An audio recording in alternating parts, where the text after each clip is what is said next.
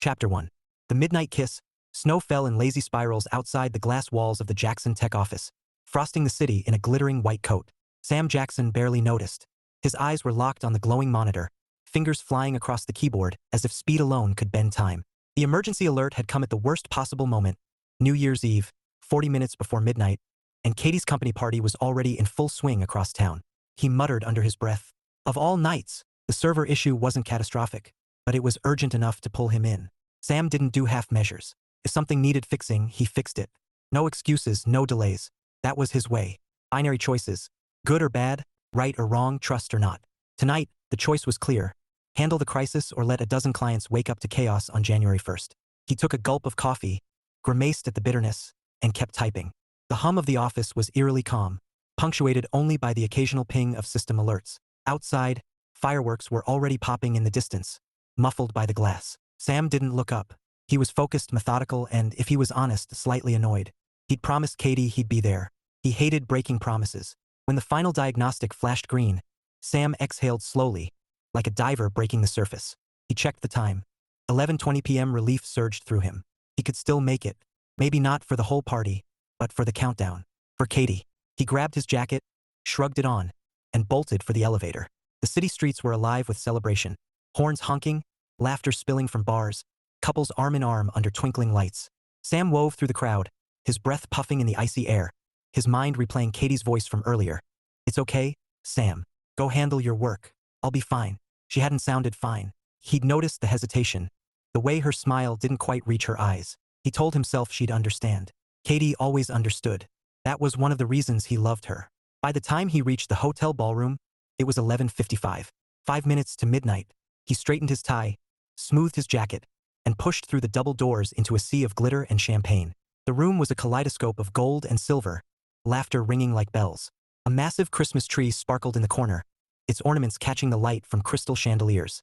Sam scanned the crowd, searching for Katie's auburn hair, her emerald dress, the one she'd picked out weeks ago, twirling in front of the mirror like a kid on Christmas morning. He spotted her near the center of the dance floor, and froze. Katie was dancing, slow dancing, her arms draped around the neck of a man Sam had never seen before.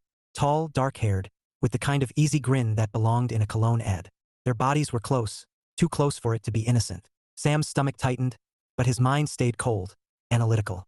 He knew Katie. He knew her tells. The tilt of her head, the relaxed curve of her shoulders. This wasn't awkward or accidental. This was practiced, comfortable. Sam felt the world narrow to a tunnel, the music fading to a dull throb. He had a choice. He could storm over, make a scene, demand answers. Or he could do what he always did, observe, confirm, decide. He slipped into a quiet corner, half hidden behind a pillar, and watched. The countdown began. 10, 9, 8. Katie laughed at something the man whispered, her fingers brushing his jaw. Sam's pulse stayed steady, his face an unreadable mask. 3, 2, 1. The room erupted in cheers, and Katie kissed him. Not a peck, not a fleeting mistake. A deep, deliberate kiss that spoke of history, of familiarity. Sam felt something inside him go still, like a flame snuffed out. No anger, no heartbreak, just clarity. He stood, adjusted his jacket, and walked toward them. They didn't notice him at first, too wrapped up in their own little world. When he was close enough to smell Katie's perfume, vanilla and winter spice, he spoke, his voice calm, almost polite. "Excuse me," he said. "May I cut in?" The words sliced through the music like a blade. Katie jerked back as if burned, her arms flying off the man's neck. She spun around, a brittle smile plastered on her face. "Sam, you made it." Her voice was high, strained. She reached for him, but he stopped her with a gentle touch to her hands. He looked at her, really looked, and she saw it, the absence. No anger, no pleading, no brave attempt to hold it together. Just nothing. A void where his warmth used to be. "Katie," he said softly, sliding the engagement ring off her finger with surgical precision. "I gave you my whole life. I don't have anything bigger to give. It was yours and only yours. It wasn't enough." He slipped the ring into his pocket. "Happy New Year." Her mouth opened, but no sound came. He turned to the man, whose grin had evaporated. "She's all yours," Sam said evenly. "But you might want to watch your back. She's a cheater." And then he walked away. No shouting, no theatrics, just calm, devastating finality. The cold hit him like a wall when he stepped outside, but he welcomed it. Snowflakes clung to his hair, his lashes, melting against the heat of his skin. Behind him, the city roared into the new year, fireworks painting the sky in crimson and gold. Sam didn't look back. He never did. By the time Katie found her voice, he was gone. Chapter 2. The fallout. The door to their apartment clicked shut behind him for the last time. Sam stood in the dim hallway, his breath fogging in the cold air, the weight of silence pressing against his ribs. He didn't slam the door. He didn't leave a note. He didn't know explanations, not to Katie, not to anyone. His life didn't need narration. Inside, the apartment was still warm with the scent of cinnamon candles and pine garland. Katie had gone all out for Christmas this year. Stockings hung with care, a tree glittering in the corner, gifts wrapped in shiny paper. Sam paused for a fraction of a second, taking in the scene like a stranger trespassing in someone else's life. It was beautiful. It was a lie. He moved quickly, methodically. Essentials only. A duffel bag swallowed his clothes, his laptop, his shaving kit. He left the furniture, the dishes, the framed photos of vacations and anniversaries. Those belonged to a version of Sam that didn't exist anymore. His phone buzzed on the counter. Katie's name lit up the screen. Katie. Sam, please. Call me. We need to talk. He stared at the message, thumb hovering over the reply button. Then he locked the screen and slid the phone into his pocket. Talking wouldn't change what he saw.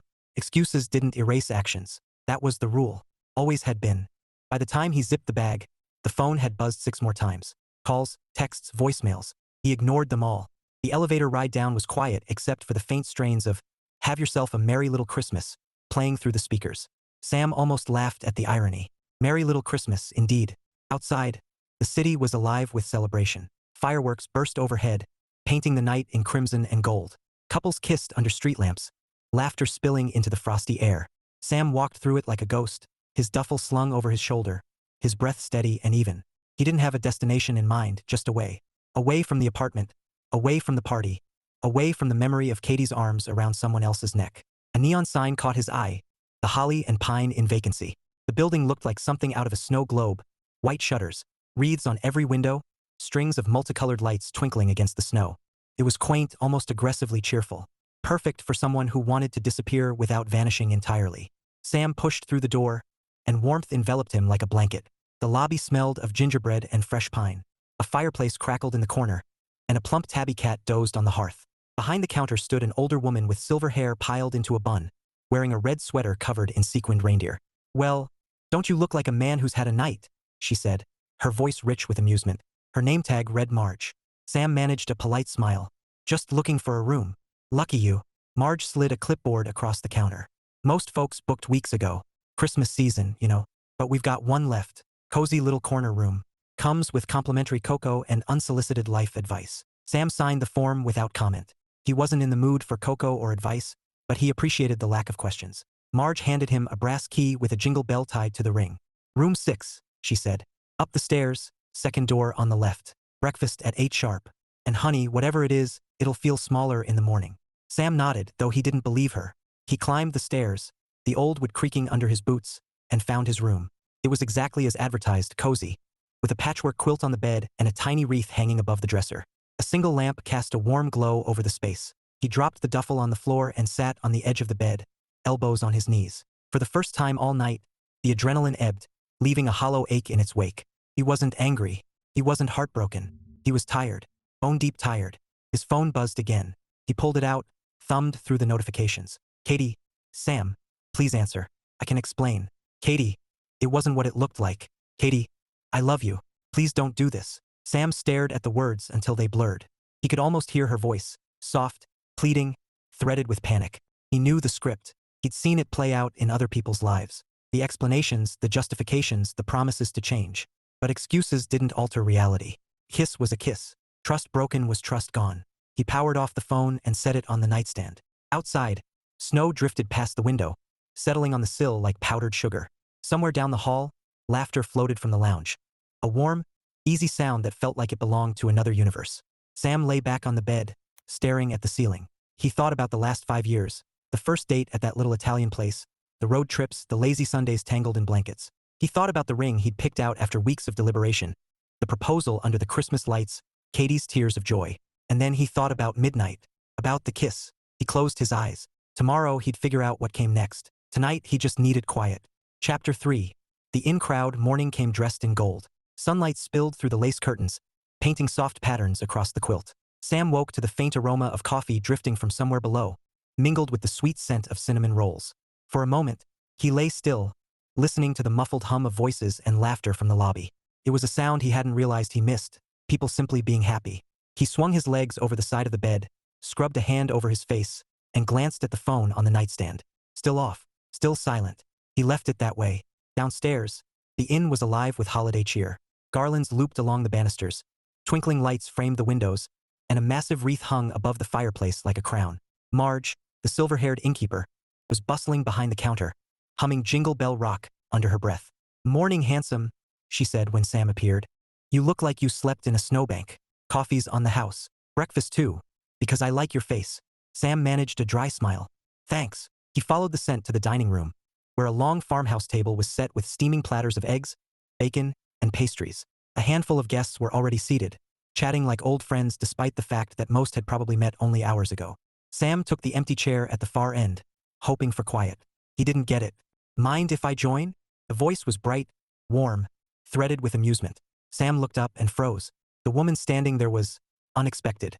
Mid-20s, maybe 27, with chestnut hair tumbling over her shoulders and eyes the color of winter sky. She wore a red sweater dotted with tiny snowflakes and carried a mug of cocoa topped with an obscene amount of whipped cream. Sam gestured to the chair. "Go ahead." She slid into the seat with an easy grace, setting her mug down like it was a prized possession. "I'm Holly," she said, offering a hand. "Holly Bennett." "Yes, like the plant." "Yes. I've heard every Christmas joke imaginable." Sam shook her hand. Firm grip, warm skin. "Sam. Sam," she repeated as if testing the sound. "Classic. Solid. No holiday baggage."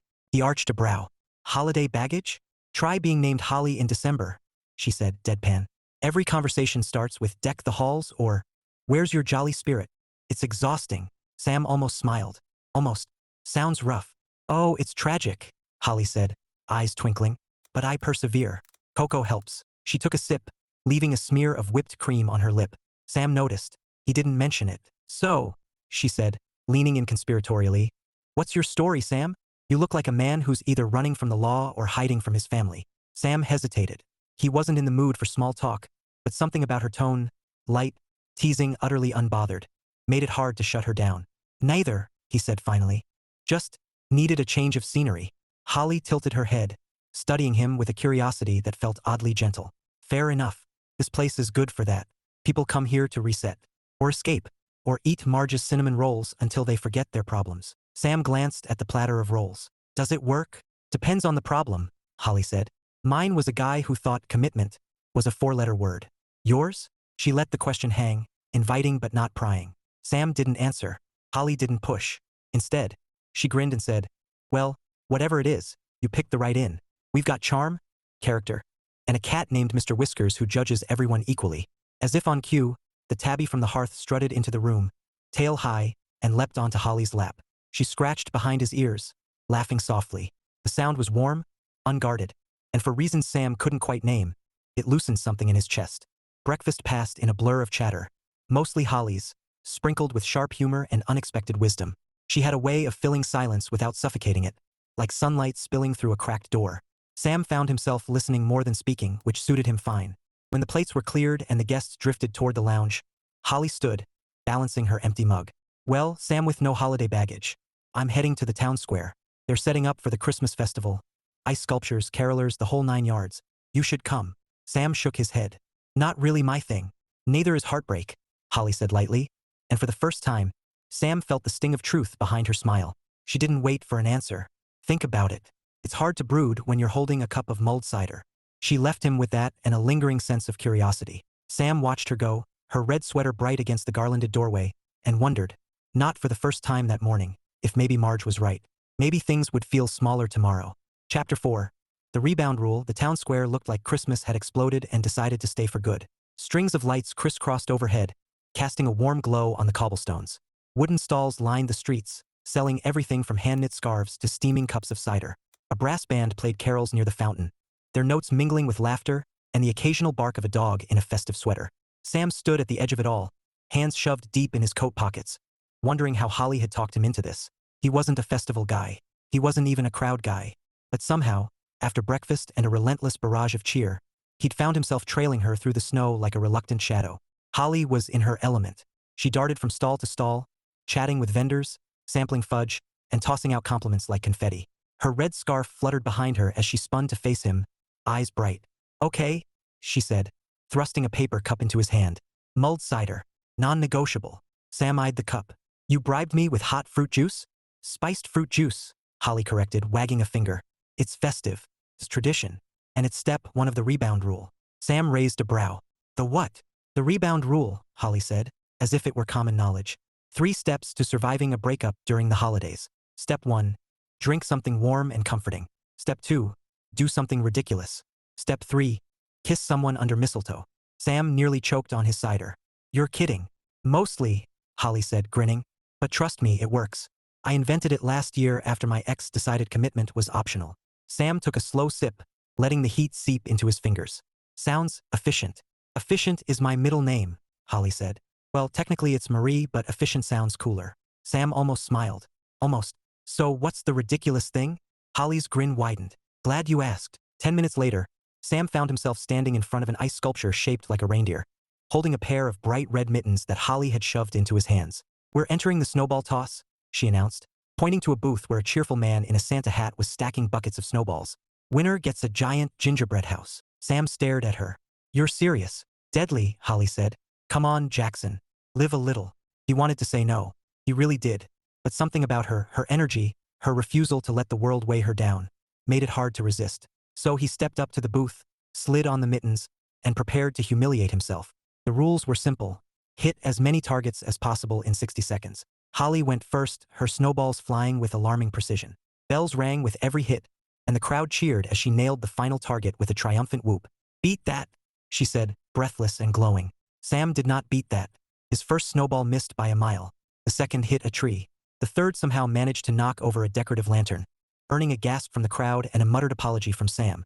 By the time the timer buzzed, Holly was doubled over laughing, tears streaming down her cheeks. Oh my God, she wheezed. You're terrible. Sam felt heat creep up his neck, but for the first time in days, it wasn't anger or shame.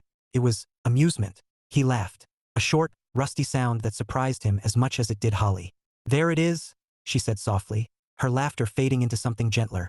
I knew you had one in you. Sam looked at her, really looked, and felt a flicker of something he hadn't expected. Not love, not yet, but possibility. They walked side by side through the square, Holly humming along to the carols, Sam sipping his cider in silence. When they passed a stall draped in mistletoe, Holly shot him a mischievous glance. Step 3, she said. Sam shook his head. Not happening. Fine, Holly said, grinning. But you're missing out on a perfectly good loophole. What loophole?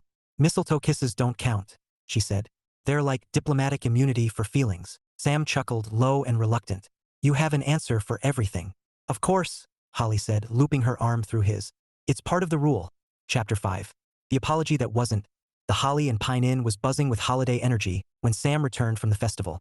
His boots tracked snow across the entryway, and Marge shot him a mock glare from behind the counter. Careful, handsome, she said, wagging a finger. You're melting my floor. Sam offered a faint smile and brushed the snow from his coat. He felt lighter than he had in days. Still bruised, still raw, but lighter. Holly had a way of doing that. Her laughter lingered in his mind like the echo of a carol, warm and stubborn. He climbed the stairs to his room, already picturing the quiet, maybe a hot shower, maybe sleep. But when he opened the door, quiet was the last thing waiting for him. Katie was sitting on the edge of his bed. For a moment, Sam thought he'd walked into the wrong room. Then she looked up, eyes wide and glossy, and his stomach dropped. Katie, he said flatly, what are you doing here? She stood quickly, smoothing her emerald coat, the same shade as the dress she'd worn last night. Her voice trembled. Sam, please, I had to see you. You wouldn't answer my calls. That was intentional, Sam said, stepping inside and closing the door with deliberate calm. How did you even find me? Marge, Katie admitted, twisting her hands. I told her I was your fiancé. Sam's jaw tightened. You're not. Her face crumpled. Sam, it wasn't what it looked like. He laughed short, humorless. You kissed him, Katie, at midnight. That's not a misunderstanding. It was stupid, she said quickly. I was drunk. I was lonely, you weren't there. Stop. His voice was quiet, but it cut like glass. Don't turn this into my fault. Katie flinched. I'm not. I just panicked. I thought maybe you didn't care anymore. Sam stared at her, and for the first time, he felt something other than numbness. Not anger, not heartbreak, just exhaustion. I cared enough to give you everything, he said softly, and you threw it away. Her eyes filled with tears. Sam, please, we can fix this. Before he could answer, the door swung open. "Hey Sam, you left your—" Holly froze mid-step, holding a scarf in one hand and a steaming mug in the other. Her gaze flicked from Sam to Katie and back again, eyebrows arching in slow, dawning realization. "Oh," Holly said, voice bright with awkward cheer. "Wow, okay. This is festive." Katie turned, bristling. "Who are you?" "Holly," she said, setting the mug on the dresser like it might explode. "Room 7. Neighbor. Occasional cocoa supplier." Sam pinched the bridge of his nose. "Holly, this isn't—" "Oh, don't mind me," Holly said, backing toward the door with exaggerated care. "Just delivering a scarf." And walking straight into a Hallmark movie gone wrong. Katie's eyes narrowed. "Are you too?" "No," Sam said sharply. "We're not. Yet," Holly muttered under her breath, then flashed a grin that didn't reach her eyes. "Anyway, I'll leave you to your dramatic reconciliation." She slipped out before Sam could stop her, the door clicking shut behind her like a period at the end of a sentence he didn't want to write. Katie seized the opening. "Sam, please, don't let her. Don't let this ruin us." Sam stared at the door, at the space Holly had occupied, and felt the weight of Katie's words settle like snow. "Ruin us," as if there was still an us to ruin. He turned back to Katie, his voice calm, almost gentle. "There's nothing left to ruin." Her breath hitched. "You don't mean that." "I do," Sam said.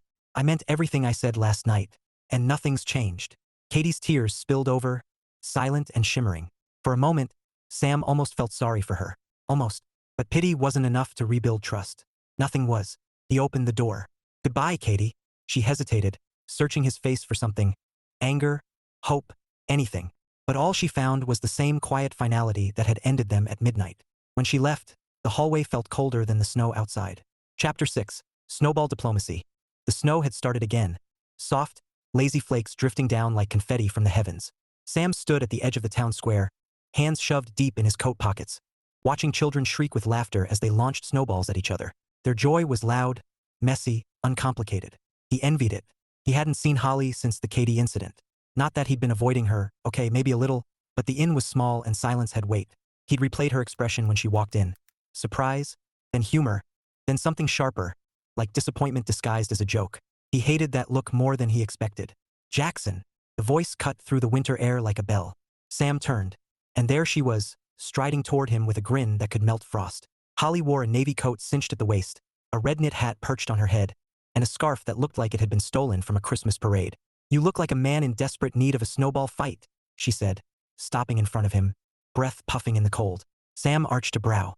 "Is that a diagnosis or a threat?" "Both," Holly said, scooping up a handful of snow and packing it with alarming efficiency. "You've got that broody thing going on again. It's bad for your health." "I'm fine," Sam said deadpan. "Liar," Holly sang, and before he could react, the snowball hit him square in the chest. Sam stared at the wet splatter on his coat, then at Holly, who was already laughing so hard she nearly doubled over.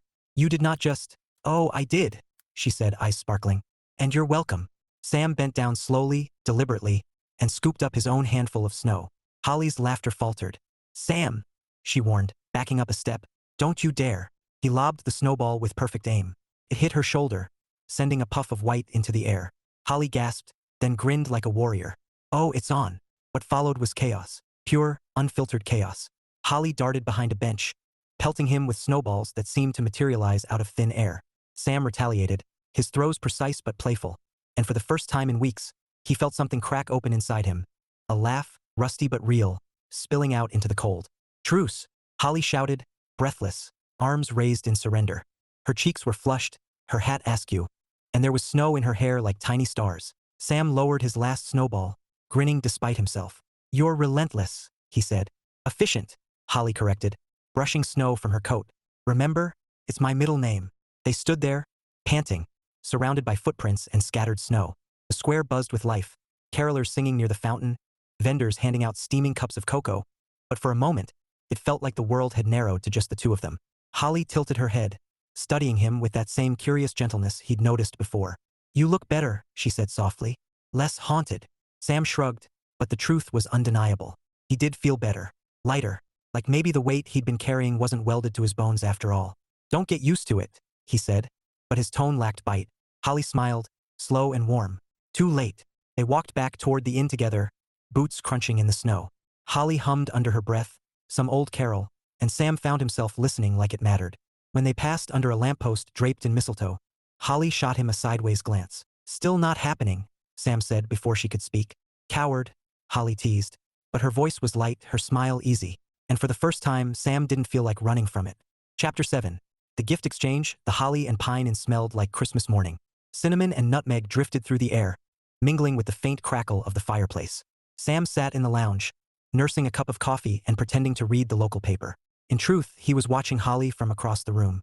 She was perched on the arm of a chair, chatting animatedly with Marge, her hands moving like punctuation marks in the air. Her laugh, bright, unguarded, rolled across the room and tugged at something in Sam he hadn't felt in weeks, maybe months. He looked away before she caught him staring.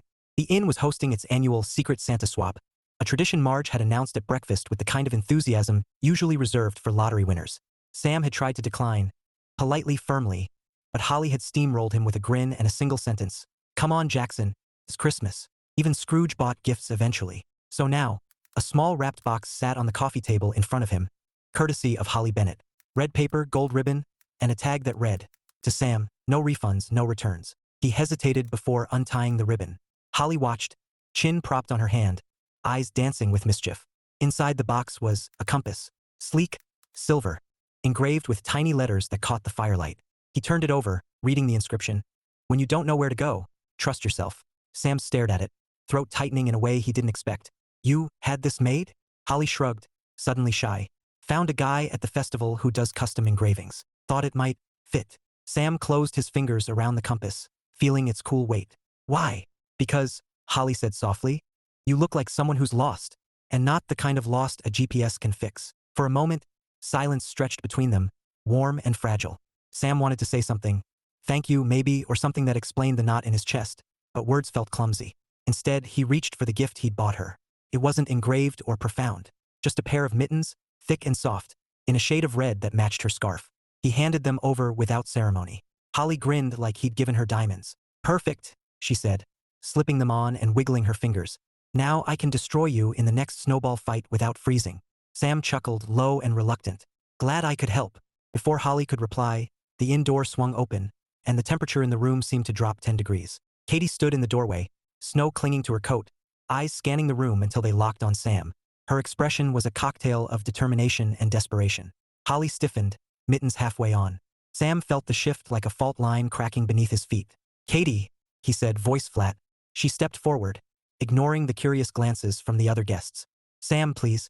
Just 5 minutes. Holly rose slowly, her smile polite but brittle. I'll give you two some space. Sam opened his mouth to stop her, but she was already gone, her red scarf disappearing down the hall like a retreating flag. Katie turned back to him, eyes shining. Sam, I made a mistake. A stupid, selfish mistake. But I love you. I've always loved you. Sam stared at the compass in his hand, its inscription glinting like a dare. Trust yourself. He looked up, meeting Katie's gaze, and felt the weight of choice settle on his shoulders. Chapter 8. The Christmas Eve Confession. The town square shimmered like a dream. Strings of lights draped from lampposts, casting halos of gold on the snow. Carolers sang near the fountain, their voices weaving through the crisp night air like ribbons. Sam stood at the edge of it all, hands buried in his coat pockets, watching Holly laugh with a vendor as she bought 2 steaming cups of cider. He shouldn't have come. After Katie's plea earlier, after the way Holly had slipped out of the lounge without looking back, he should have stayed in his room and let the night pass quietly. But something about the silence had felt heavier than the snow outside. So when Marge mentioned the Christmas Eve festival, he'd walked out into the cold, hoping for something. He wasn't sure what. Holly spotted him and waved, her smile bright against the winter dusk. She crossed the square with easy grace, boots crunching on the cobblestones, and handed him a cup. Mulled cider, she said. Step 1 of the rebound rule. Again. Sam accepted it, fingers curling around the warmth. You're persistent. Efficient, Holly corrected, her breath puffing in the cold. Remember. They wandered through the square, past stalls selling gingerbread and ornaments, past children skating on a makeshift rink. Holly talked about the festival, about the ridiculous sweater contest happening at the inn later, and Sam listened, letting her voice fill the spaces where his thoughts threatened to creep in. When they reached the edge of the square, where a massive Christmas tree glittered under a canopy of stars, Holly stopped. Her laughter faded, replaced by a quiet that felt deliberate. Sam, she said softly, turning to face him. Can I tell you something? He nodded, though the weight in her voice made his chest tighten. I wasn't kidding about the rebound rule, she said, eyes fixed on the tree. I made it up last year, after my ex decided that 4 years together didn't mean anything. Sam blinked. 4 years? Yep. Holly's smile was brittle, her breath catching like frost. We were supposed to spend Christmas in Paris. He spent it with someone else instead. Sam felt the words settle like stones. I'm sorry. Holly shrugged, but the motion was too sharp to be casual. It sucked. I thought I'd never stop feeling small, like I wasn't enough. So I came here, and I made rules. Silly ones. Drink cider. Throw snowballs. Kiss someone under mistletoe. Anything to remind myself that life didn't end just because he walked away. Her voice cracked on the last word, and Sam's chest tightened. He wanted to say something. Comfort, advice, anything, but nothing felt right. So he did the only thing that made sense. He stepped closer, closing the space between them until the glow of the tree painted her face in gold.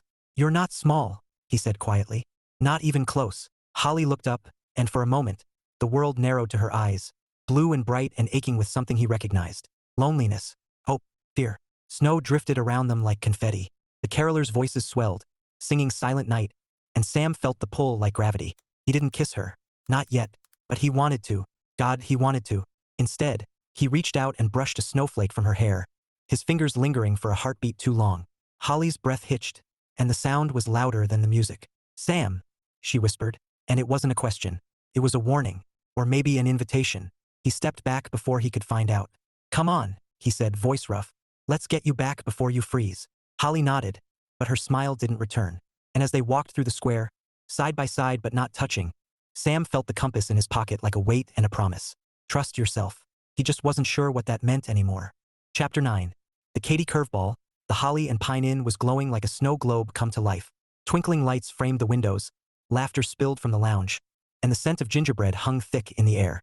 Sam stood near the fireplace, staring into the flames as if they held answers. They didn't. He'd spent the day replaying last night. The way Holly's voice cracked when she spoke about Paris. The way her breath hitched when he brushed that snowflake from her hair. He'd almost kissed her. Almost. And now, the almost was eating him alive. The door creaked open behind him. He didn't turn. He didn't need to. He knew that perfume, vanilla and winter spice. Katy.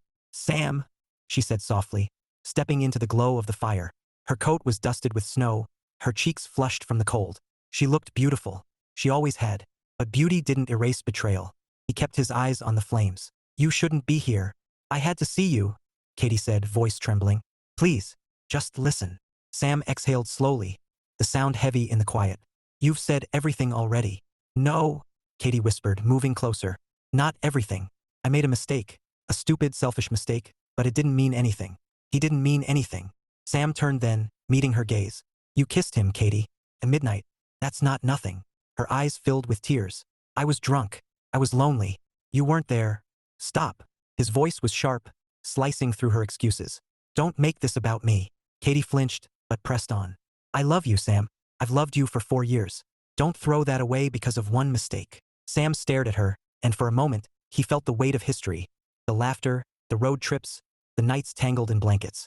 But then he remembered the kiss, the look on her face, the way trust shattered like glass. Before he could speak, a voice drifted from the hallway. Sam. Holly. She stood in the doorway, scarf looped around her neck, mittens dangling from one hand.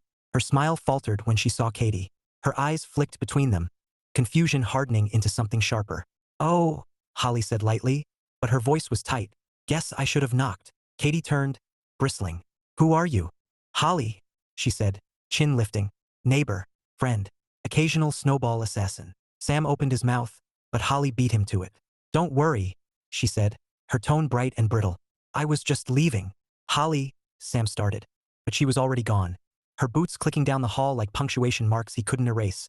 Katy seized the opening. Sam, please, don't let her. Don't let this ruin us. Sam stared at the door, at the space Holly had occupied, and felt something crack inside him. Ruin us, as if there was still an us to ruin.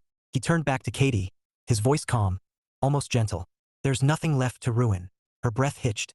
You don't mean that. I do, Sam said. I meant everything I said that night, and nothing's changed. Katy's tears spilled over, silent and shimmering. For a moment, Sam almost felt sorry for her. Almost. But pity wasn't enough to rebuild trust. Nothing was. When she left, the hallway felt colder than the snow outside. And Sam stood there, staring at the door Holly had walked through, knowing the next move was his. Chapter 10. The Midnight Choice. The town square was alive with anticipation. Strings of lights shimmered like stars, casting halos of gold on the snow. A massive Christmas tree stood at the center, its ornaments glittering under the glow of lanterns. People crowded around the stage, voices rising in laughter and countdown chants. Midnight was minutes away. Sam stood at the edge of it all, the cold biting through his coat, the compass heavy in his pocket like a verdict waiting to be read. He'd spent the last hour pacing the inn, replaying Katie's words, Holly's silence, and his own damn indecision. Now, here he was because hiding wasn't an option anymore. He spotted Holly near the tree, her red scarf bright against the winter dusk. She was laughing with Marge, but the sound didn't reach her eyes. When she saw him, her smile faltered, then returned. Polite, brittle, like glass stretched too thin. Sam walked toward her, boots crunching on the snow. Each step felt like a choice, like gravity pulling him toward something he couldn't name. Holly, he said when he reached her. She looked up, chin lifting. Sam. Her voice was calm, but her eyes were guarded. He hated that. He hated that he'd put that look there. I need to explain, he began. You don't, Holly said lightly, but her fingers tightened around the cup she held. It's none of my business. It is, Sam said, his tone sharper than he intended. He softened it. Because I want it to be. Holly blinked, and for a moment, the noise of the crowd faded, leaving only the sound of snow settling on the branches above them. I'm not good at speeches, Sam said, pulling the compass from his pocket. The silver gleamed under the lights, the inscription catching her eye. You gave me this, told me to trust myself. So I did. He closed the space between them, his breath mingling with hers in the cold. I'm done looking back. I'm done with almost. I want you, Holly. Not as a rebound. Not as a distraction. Just you. Her breath hitched, and the sound was louder than the countdown starting behind them. 10, 9, 8. Sam, she whispered, and it wasn't a warning this time. It was a question. A hope. 7, 6, 5. He reached up, brushing a snowflake from her hair like he had last night, but this time his fingers lingered. Her eyes closed, her lips parted, and Sam felt the pull like gravity. For 3, 2, he kissed her. Not tentative. Not hesitant. A kiss that tasted of cider and snow and second chances. A kiss that felt like a door swinging open after years of silence. The crowd roared as midnight struck, fireworks exploding overhead in bursts of crimson and gold. Sam didn't hear them. He was too busy memorizing the way Holly's hands curled into his coat, the way her laughter broke against his lips when they finally pulled apart. Step 3, she murmured, breathless. Guess it counts after all. Sam smiled, real, unguarded, the kind of smile that felt like sunlight after a long winter. Guess it does. Above them, mistletoe hung from the lamppost like a seal of approval. Holly laughed and Sam laughed with her, and for the first time in weeks, maybe months, he felt something he thought he'd lost. Hope. Chapter 11. The morning after. Morning crept into the Holly and Pine Inn like a shy guest, soft light spilling through frosted windows and painting the lounge in hues of gold. The scent of fresh coffee and warm cinnamon rolls drifted through the air, mingling with the faint crackle of the fireplace. Sam sat at the long farmhouse table, fingers curled around a steaming mug, watching snowflakes tumble lazily outside. He felt different, not fixed. Life wasn't that simple, but lighter, like someone had loosened the knots inside him. Last night replayed in fragments.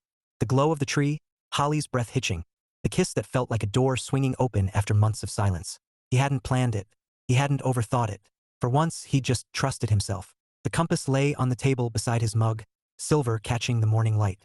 When you don't know where to go, trust yourself. He traced the letters with his thumb, a quiet smile tugging at his mouth. Morning, Jackson.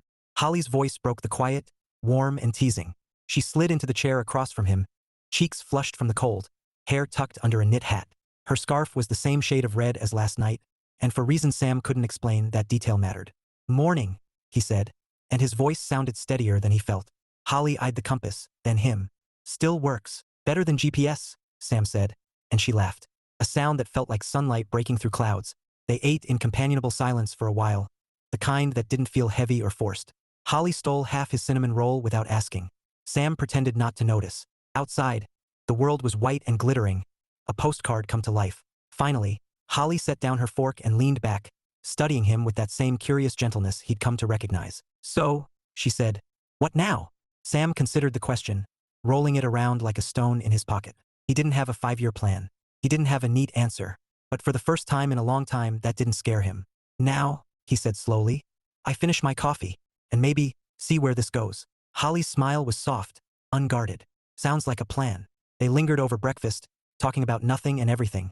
Favorite Christmas movies, worst holiday disasters, the merits of peppermint versus cinnamon. When Holly laughed, Sam found himself laughing too, and it felt easy, natural, like breathing. Later, as they stepped outside into the crisp winter air, Sam slipped the compass back into his pocket. The snow crunched under their boots, the sky stretched wide and pale above them, and for the first time in weeks, maybe months, Sam felt something he thought he'd lost. Hope. Epilogue. 1 year later, snow fell in soft, lazy spirals, frosting the world in white. The holly and pine looked exactly as Sam remembered. Garlands draped along the banisters, twinkling lights framing the windows, and Marge bustling behind the counter in a sweater that could blind a reindeer. The scent of cinnamon and pine wrapped around him like a familiar embrace. Sam pushed through the door, boots crunching on the mat, and felt a smile tug at his mouth. Not the polite curve he'd worn last year, but the real thing, the kind that started somewhere deep and worked its way out. Back again, handsome? Marge called, her eyes twinkling like the lights overhead. Couldn't stay away, huh? Guess not, Sam said, brushing snow from his coat. His fingers brushed the small velvet box tucked in his pocket, and his pulse kicked up, not with panic, but with something steadier, something like certainty. Holly appeared at the top of the stairs, her laughter floating down like music. She wore a cream-colored sweater and that same red scarf, the one that had become a quiet tradition between them. When she saw him, her smile widened, bright and unguarded. You made it, she said, bounding down the steps with the same energy that had once dragged him into a snowball fight he never forgot. Wouldn't miss it, Sam said, and meant every word. They walked through the lounge together, past the crackling fireplace and the massive tree glittering in the corner. Outside, the town square was alive with carolers and lanterns, just like last year. But this time, Sam didn't feel like a man running from something. He felt like a man walking toward something, toward her. Later, when the countdown began and the crowd roared under a sky bursting with fireworks, Sam slipped his hand into his pocket and felt the velvet box press against his palm. He didn't pull it out. Not yet. There was no rush, no grand gesture. Just two people standing under the glow of Christmas lights, laughing like they had all the time in the world. And maybe they did.